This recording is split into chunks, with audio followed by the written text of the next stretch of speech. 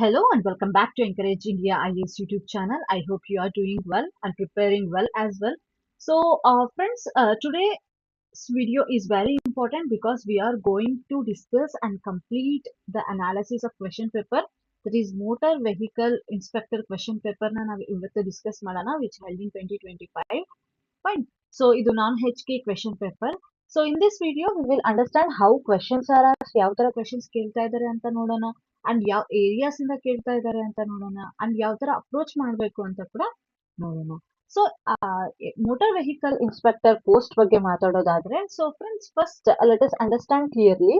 So the post name is Motor Vehicle Inspector, that is MVI, and it is a Group C post, Group C category post.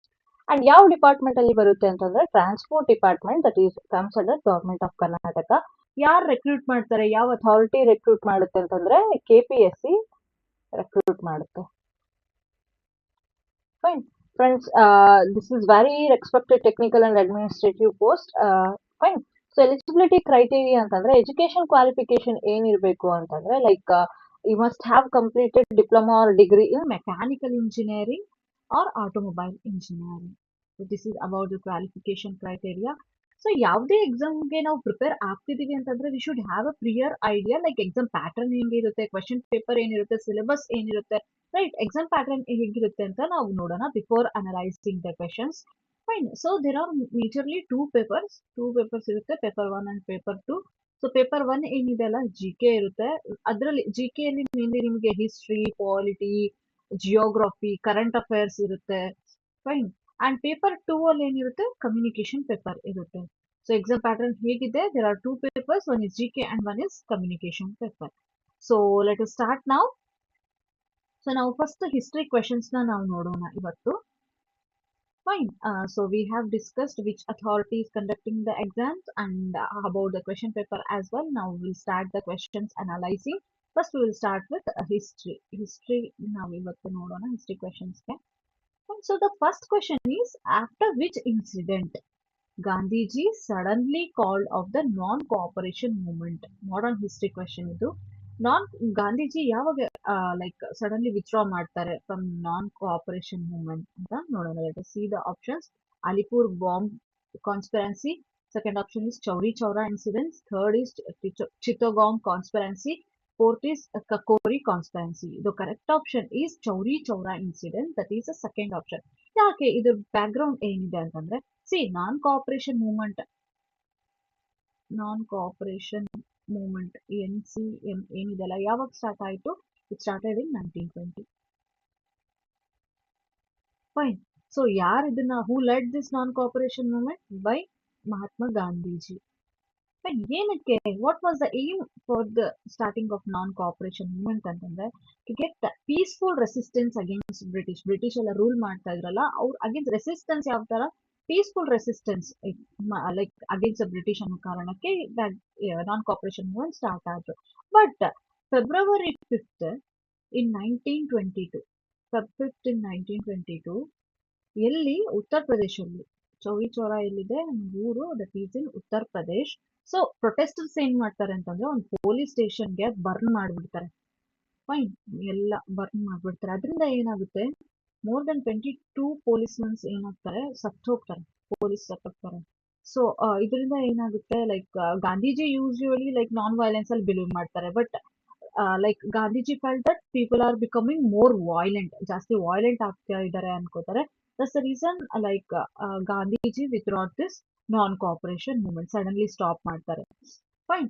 So non cooperation ಬಗ್ಗೆ ನೋಡಿದ್ವಿ ನಾವು, and also Chauri Chaura incident ಬಗ್ಗೆ ನೋಡಿದ್ವಿ. ಚೌರಿ Chaura incident ಅಂತ ನೆನಪಾದ್ರೆ, like question ಬಂದ್ರೆ ನಿಮಗೆ back ground ಅಲ್ಲಿ ಏನ್ ನೆನಪಾಗ್ಬೇಕು, ನಾನ್ ಕೋಆಪರೇಷನ್ ಮೂವ್ಮೆಂಟ್ ನೆನಪಾಗ್ಬೇಕು, NCM. When the non-cooperation movement was started, it started in 1920.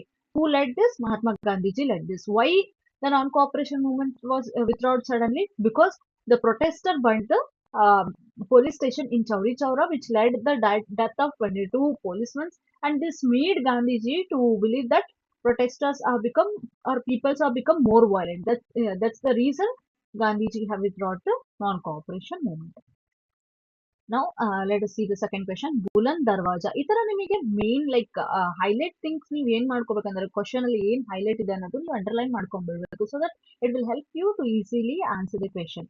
So Buland Darwaza at Fatehpur Sikri was built by Akbar to commemorate which of his victory. ಯಾವ ವಿಕ್ಟ್ರಿಗೆ ಲೈಕ್ ಇದ್ ಮಾಡ್ಲಿಕ್ಕೆ ಬುಲಂದ್ ದರ್ವಾಜ ಅನ್ನೋದು ಬಿಲ್ಟ್ ಮಾಡಿದ್ರು ಅಂದ್ರೆ ಕಟ್ಸಿದ್ರು. So let us see the options. Sindh, Gujarat, Malwa, Mewar. So the correct option is Gujarat. So ನೋಡೋಣ ಏನಿತ್ತು ಬ್ಯಾಕ್ ಗ್ರೌಂಡ್ ಏನಿತ್ತು ಲೈಕ್ ಇದು ಬುಲಂದ್ ದರ್ವಾಜ ಬಿಲ್ಟ್ ಮಾಡ್ಲಿಕ್ಕೆ ಅಂತಂದ್ರೆ ಸಿ ಯಾರು ಬಿಲ್ಡ್ ಮಾಡಿದ್ರು ಬುಲಂದ್ ದರ್ವಾಜ ಫಸ್ಟ್ ಅದ್ ನೆನಪಿಟ್ಕೊಳ್ರಿ ಅಕ್ಬರ್. ಎಲ್ಲಿ? ಇನ್ ಫತೇಪುರ್ ಸಿಕ್ರಿ. ಯಾವಾಗ? In the year 1576 AD. Fine.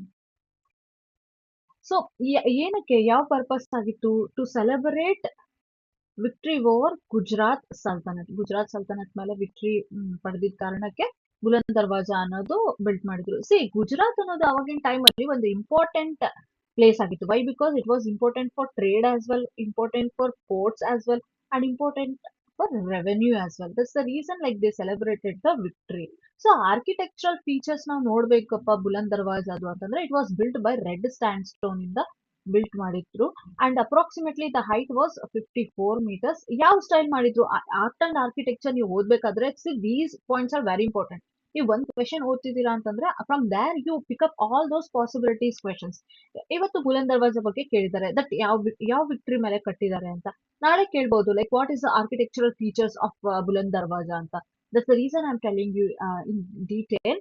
So like Persian and Indian style ಅಲ್ಲಿ ಇದು ಬಿಲ್ಟ್ ಮಾಡಿದೆ. ಪರ್ಷಿಯನ್ ಅಂಡ್ ಇಂಡಿಯನ್ ಸ್ಟೈಲ್ ಅಲ್ಲಿ ಬುಲಂದ್ ದರ್ವಾಜ ಅನ್ನೋದು ಬಿಲ್ಟ್ ಮಾಡಿದೆ. What it shows that Mughal military power ನ ತೋರಿಸುತ್ತೆ and strengthen the western control. C if you see the India map, where is Gujarat located? On the western side, right? So western control ಅನ್ನೋದು ಇವ್ರದ್ದು ಏನಾಯ್ತು? Strengthen ಆಯ್ತು. Fine. Now let us see the next question. Who was the commander sent by Sultan of Bijapur to punish Shivaji? So Shivaji ಅನ್ನೋದು underline ಮಾಡ್ಕೊಳ್ಳಿ and also Sultan of Bijapur. ಯಾವ commander like sent by Sultan of Bijapur to punish Shivaji? Let us see the option. Shaista Khan, Afzal Khan, Nusrat Khan, Zafar Khan. So the correct option is Afzal Khan. Option 2 is right. Let us see the background ಏನಿತ್ತು ಅಂತ. So Bijapur Sultanate ಇತ್ತಲ್ಲ, it was threatened by Shivaji. So Shivaji was expanding Swaraj as well at that time. Fine. So Afzal Khan's mission ಏನಾಗಿತ್ತು? To send and capture Shivaji. ಶಿವಾಜಿನ like capture ಮಾಡ್ಬಿಟ್ಟು ಅವ್ರಿಗೆ ಕೊಲ್ಲೋದಾಗಿತ್ತು. And also like Afzal Khan used diplomacy and deceit as well. And he invited Shivaji to Pratapgarh. ಪ್ರತಾಪ್ಗಢ್ಗೆ ಕರೀತಾರೆ. But Pratapgarh incident ಅಲ್ಲಿ ಏನಾಗುತ್ತೆ? ಇನ್ 1659 Shivaji used tiger claws as well and Afzal Khan was died. So ಇದರಿಂದ impact ಏನಾಯ್ತು? ಈ like ಈ period ಅಲ್ಲಿ 1659 period ಅಲ್ಲಿ Pratapgarh incident ಆದ್ಮೇಲೆ ಲೈಕ್ ಅಫ್ಜಲ್ ಖಾನ್ ಅನ್ನೋದು ಡೆತ್ ಆಯ್ತು. ಸೊ ಅದರಿಂದ ಏನ್ ಇಂಪ್ಯಾಕ್ಟ್ ಆಗುತ್ತೆ ಅಂತಂದ್ರೆ it led to the rise of Maratha power. Maratha power ಏನಾಯ್ತು? ಇನ್ಕ್ರೀಸ್ ಆಯ್ತು ಅಂಡ್ ಸೈಕಾಲಜಿಕಲ್ ವಿಕ್ಟ್ರಿನೂ ಬಂತು and it also strengthen the Shivaji's authority as well. Fine. So this is about the third question. Now let us see the next question. Which treaty? These treaties ಅಂತ ಬಂದ್ರೆ ನಿಮಗೆ ಬಹಳ important, ಚೆನ್ನಾಗಿ ನೋಡ್ಕೊಳ್ಳಿ. So which treaty ended the third Anglo Mysore war? ಇವಾಗ ನಿಮಗೆ ಈ question ಅಲ್ಲಿ ಥರ್ಡ್ ಆಂಗ್ಲೋ ಮೈಸೂರ್ ವಾರ್ ಬರ್ತಿದೆ. So next may be the possibilities ಇರ್ಬೋದಲ್ಲ, like first Anglo Mysore war, second Anglo Mysore war ಯಾರ ನಡುವೆ ಆಯ್ತು, between whom it was held, ಯಾವಾಗ held, date and also like ಯಾವ ಟ್ರೀಟಿ ಮತ್ತೆ ಅದರಿಂದ ಬಂತು. These are all very important. Read once the concept and active recalling. It will help to remember easily. Now let us see once again. So which treaty ended the third Anglo-Mysore war? So let us see the options. Treaty of Srirangapatna, Treaty of Mysore, Treaty of Pondicherry, Treaty of Madras. So the correct option is Treaty of Srirangapatna. Background ಏನಾಗಿತ್ತಪ್ಪ ಅಂತಂದ್ರೆ like there was the third Anglo-Mysore was held on 1790 to 1792 ವರೆಗೆ ಆಗುತ್ತೆ. ಯಾರ ಮಧ್ಯೆ ಆಗುತ್ತೆ? Between whom the third Anglo Mysore was taken place ಅಂತಂದ್ರೆ Tipu Sultan, Britishers and Nizams and Marathas ಇವ್ರ ನಡುವೆ third Anglo Mysore war ಆಯ್ತು. ಆಮೇಲೆ ಟ್ರೀಟಿ ಟರ್ಮ್ಸ್ ಏನಾಯ್ತು, ಸೊ ಇದರಿಂದ ಲಾಸ್ಟಿಗೆ ಏನಾಯ್ತು, ಥರ್ಡ್ ಆಂಗ್ಲೋ ಮೈಸೂರ್ ವಾರ್ ಅಂತಂದ್ರೆ like Tipu had to give 50% of his territory and also paid large amount of indemnity, and also Tipu Sultan's sons were taken as hostage. ಅವ್ರ ಸನ್ಸ್ ನಾನು hostage ಅಲ್ಲಿ ತಗೊಂತಾರೆ. ಇದರಿಂದ ಏನ್ ಇಂಪ್ಯಾಕ್ಟ್ ಆಗುತ್ತಪ್ಪ ಅಂತಂದ್ರೆ the Mysore was weakened and British dominance was increase. Fine. So ನೀವು ಯಾವ ತರ ಎಕ್ಸಾಮ್ಗೆ ನೆನಪಿಟ್ಕೋಬೇಕು ಅಂತಂದ್ರೆ third Anglo Mysore was equals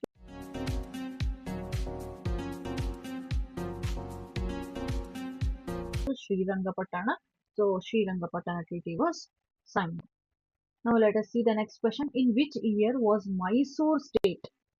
Mysore state was renamed as Karnataka. Mysore state anta nam Karnataka name ಮೊದಲು Mysore state ಅಂತಾನೆ ಇತ್ತು. So ಯಾವಾಗ rename ಆಯ್ತು? Let us see the options. Option 1 1970, 1971, 1973 and 1975.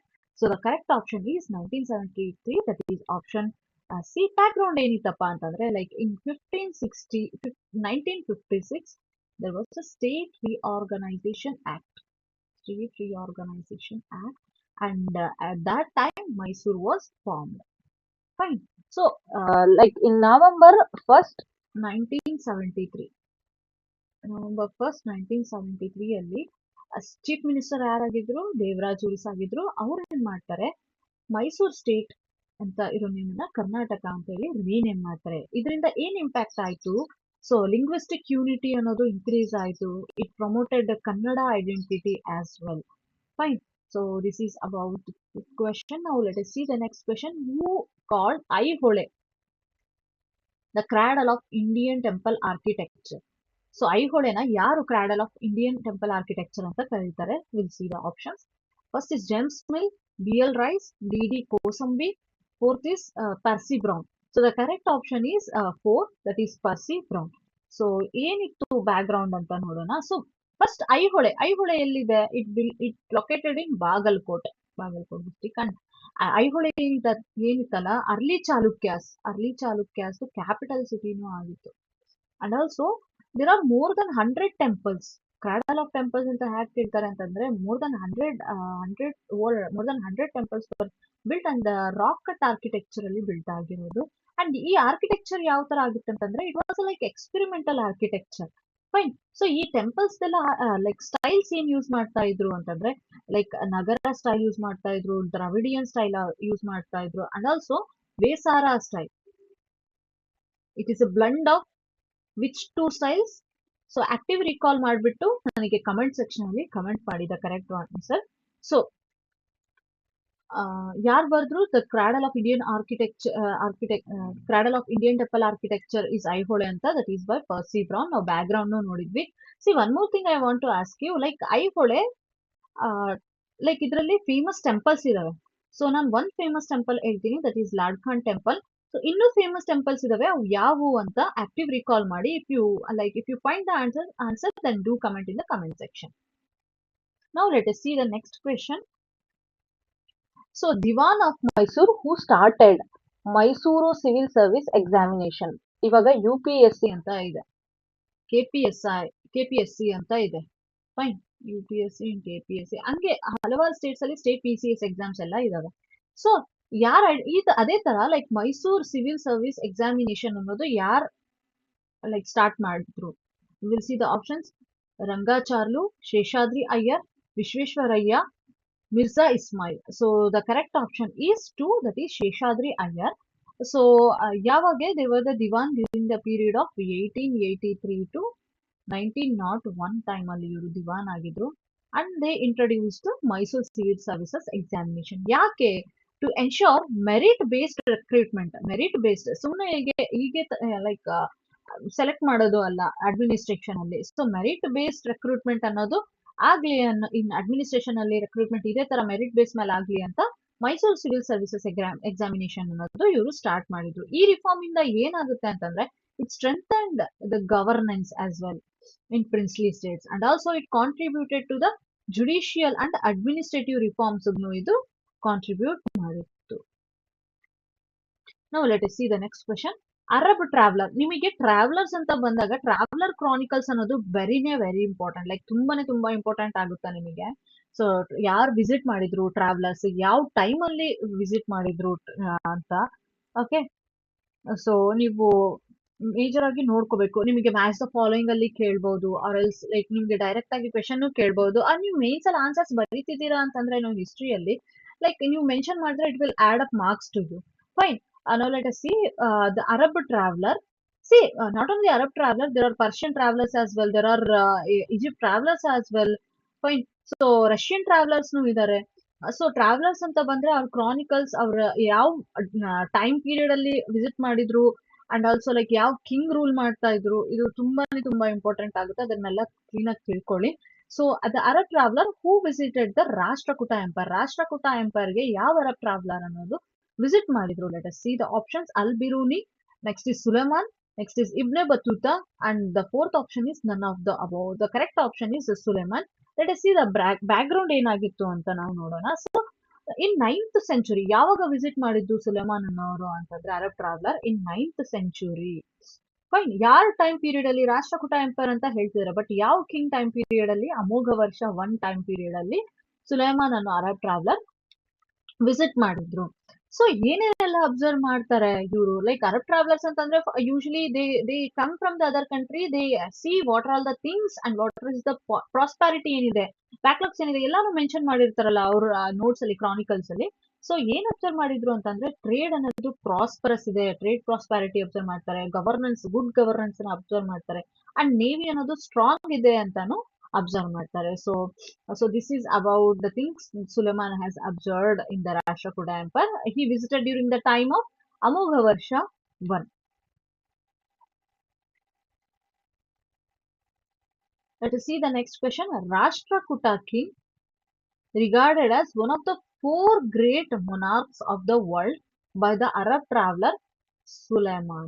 So ನಾವ್ ಈಗ ತಾನೇ ನೋಡಿದ್ವಿ ಅರಬ್ ಟ್ರಾವೆಲರ್ ಸುಲೇಮಾನ್ ಬಗ್ಗೆ. ಯಾವ ಟೈಮ್ ಪೀರಿಯಡ್ ಅಲ್ಲಿ? ರಾಷ್ಟ್ರಕೂಟ ಟೈಮ್ ಪೀರಿಯಡ್ ಅಲ್ಲಿ. ಅಗೈನ್ ಇನ್ನೊಂದು ಕ್ವೆಶನ್ ಬಂದಿದೆ ನಿಮಗೆ. ರಾಷ್ಟ್ರಕೂಟ ಕಿಂಗ್, ಯಾವ Rashtrakuta king regarded as one of the great monarch of the world by Arab traveller Sulaiman? Let us see the options. Govinda 3, Amogha Varsha, Krishna 3, fourth is Dantivarman. So the correct option is Amogha Varsha, and Suleiman also visited at the time period of Amogha Varsha 1. Right? Background ಏನಿತ್ತು will see. So ಅಮೋಘ ವರ್ಷ rule ಮಾಡ್ಬೇಕಾದ್ರೆ ಆ Rashtrakuta ಎಂಪೈರ್ದು capital ಯಾವ್ದಾಗಿತ್ತು? ಮಾನ್ಯಖೇತ ಆಗಿತ್ತು. And ಅಮೋಘ ವರ್ಷ ಇದು like ನಾವ್ ಈ ತರ ಹೇಳ್ಬೋದು. ಯಾವ ತರ ಮನುಷ್ಯ ಆಗಿದ್ರು ಅವ್ರು ಅಂತಂದ್ರೆ they were peace loving. And also ಅವರಲ್ಲಿ ಏನಿತ್ತು ಅಂತಂದ್ರೆ ಲೈಕ್ ಅವ್ರು ರೂಲ್ ಮಾಡ್ಬೇಕಾದ್ರೆ ಅವ್ರ ರೀನಲ್ಲಿ ರಿಲಿಜಿಯಸ್ ಟಾಲರೆನ್ಸ್ ಅಂತ ಇತ್ತು. ಇಟ್ ಇಸ್ ವೆರಿ ಇಂಪಾರ್ಟೆಂಟ್ ನಿಮಗೆ ಕಾನ್ಫ್ಲಿಕ್ಟ್ಸ್ ಲೈಕ್ ಅವಾಯ್ಡ್ ಮಾಡ್ಲಿಕ್ಕೆ, ಲೈಕ್ ಒಂದು ಹೆಲ್ದಿ ಕಿಂಗ್ಡಮ್ ಡೆವಲಪ್ ಮಾಡ್ಲಿಕ್ಕೆ religious tolerance is very important. Fine. So and also Amogha Varsha was also great patron of scholars ಗೆ ಜಾಸ್ತಿನೇ ಅಡ್ಮೈರ್ ಮಾಡ್ತಾ ಇದ್ರು. ಅಂಡ್ ಆಲ್ಸೋ ಲೈಕ್ ಲಿಟ್ರೇಚರ್ ನ ನಾವು ನೋಡಬಹುದು ಅಂತಂದ್ರೆ ಸೊ ಜೈನಿಸಮ್ ನ ಸಪೋರ್ಟ್ ಮಾಡ್ತಾ ಇದ್ರು Amogha Varsha. And also authored Kaviraja ಮಾರ್ಗನ ಆಥರ್ ಮಾಡ್ತಾರೆ, which is in Kannada. Kaviraja ಮಾರ್ಗ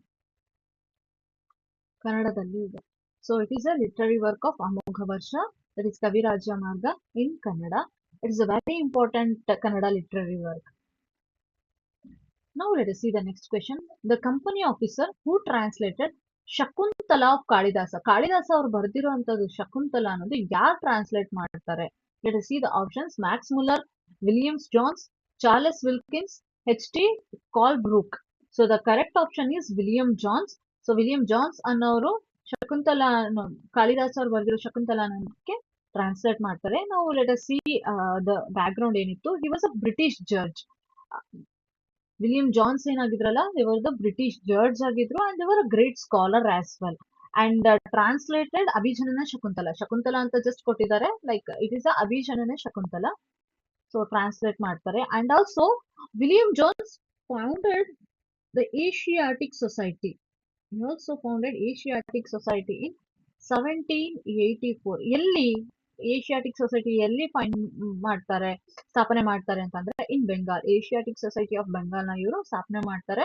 when in 1784. And also started Indology as well. Indology start ಮಾಡ್ತಾರೆ and Indian art and architecture and Indian richness ನಾನು ಬಹಳನೇ admire ಮಾಡ್ತಾರೆ. So let us see the next question. Who among the following was considered as Guru of Shivaji? Shivaji ಅವರ ಗುರು ಅಂತ ಯಾರಿಗೆ consider ಮಾಡ್ತಾರೆ? Let us see the options. Ramadasa, Ramanuja, Raidas, none of the above. So the correct option is Ramadas. That is first option. ಏನಿದೆ background ಅಂತ ನೋಡೋಣ. So Ramdas was a Saint reformer. They was the Saint reformer and ಇವ್ರ teachings ಏನಾಗಿತ್ತು ಅಂತಂದ್ರೆ mainly discipline ಆಗಿತ್ತು, patriotism ಆಗಿತ್ತು and also ಧರ್ಮ. ಇವ್ರ ಟೀಚಿಂಗ್ಸ್ ಯಾವ್ದಿತ್ತು? ಲೈಕ್ ಡಿಸಿಪ್ಲೈನ್ ಇತ್ತು, ಪ್ಯಾಟ್ರಿಯಾಟಿಸಮ್ ಇತ್ತು ಅಂಡ್ ಆಲ್ಸೋ ಧರ್ಮ ಇತ್ತು. ಫೈನ್. ಸೊ ಏನ್ ಇನ್ಫ್ಲೂಯೆನ್ಸ್ ಮಾಡ್ತಾರೆ? ಸೊ ಇನ್ಸ್ಪೈರ್ಡ್ ಹಿಂದಾವಿ ಸ್ವರಾಜ್ ಅನ್ನು ಇವರು ಇನ್ಸ್ಪೈರ್ ಮಾಡ್ತಾರೆ. ಸೊ ಶಿವಾಜಿ ಏನೆಲ್ಲ ಲೈಕ್ ಏನ್ ತಗೊಂತಾರೆ ಐಡಿಯಲ್ಸ್ ನ, ಹಿಂದಾವಿ ಸ್ವರಾಜ್ ನ ತಗೊಂತಾರೆ. So Ramadasa emphasised discipline, moral values and also devotion as well. So ಇವ್ರ ಟೀಚಿಂಗ್ಸ್ ಇಂದ ಏನಾಗುತ್ತೆ ಅಂತಂದ್ರೆ it strengthens Shivaji's leadership and sense of duty towards society. ಇವ್ರ ಟೀಚಿಂಗ್ಸ್ ಇಂದ ಶಿವಾಜಿ ಯಾವ ತರ ಇನ್ಸ್ಪೈರ್ ಆಗ್ತಾರೆ ಅಂತಂದ್ರೆ ಲೀಡರ್ಶಿಪ್ ಅನ್ನೋದು ಇನ್ಸ್ಪೈರ್ ಮಾಡ್ಕೊಂತಾರೆ ಅಂಡ್ ಆಲ್ಸೋ ಮಾರಲ್ ವ್ಯಾಲ್ಯೂಸ್ ನ ಇನ್ಸ್ಪೈರ್ ಮಾಡ್ಕೊಂತಾರೆ and also a sense of duty towards society, towards ಯಾವ ತರ ಅವ್ರದ್ದು ಒಂದು ಕರ್ತವ್ಯ ಇದೆ ಅನ್ನೋದು ಕೂಡ ಇವರು ಕಲ್ತ್ಕೊಂತಾರೆ. So this is about the guru of Shivaji, that is the Ramadasa. Now let us see the next question. The corrupt Dalwai Prime Minister of Mysuru started, the corrupt Dalwai Prime Minister of Mysuru state who aspired real power and reduced the Wadeyar king into mere titular head was. Let us see the options. Nanjaraja, Chikka Devaraja, Devaraja and none of the above. So the correct option is Nanjaraja. Background ಏನಾಗಿತ್ತು ಅಂತಂದ್ರೆ he was a Dalwai, that is a prime minister in 18th century ಅಲ್ಲಿ prime minister ಆಗಿದ್ರು. ಏನ್ ಮಾಡಿದ್ರು? They were the corrupt administrator ಆಗಿದ್ರು and also a weak king as well. So impact ಏನಾಗುತ್ತೆ ಅಂತಂದ್ರೆ this led to the rise of Hyder Ali and led to the end of Wodeyar control. Wodeyar control ಏನಾಗುತ್ತಲ್ಲ decline ಆಗುತ್ತೆ. So friends, if you are preparing for any competitive exams or if you have any doubts regarding UPSC, KPSC or any other competitive exams, then you can reach out to us. This is our phone number and also you can reach out to us through our website and follow our Telegram and YouTube channel for more such educational information. Thanks for watching. Thank you.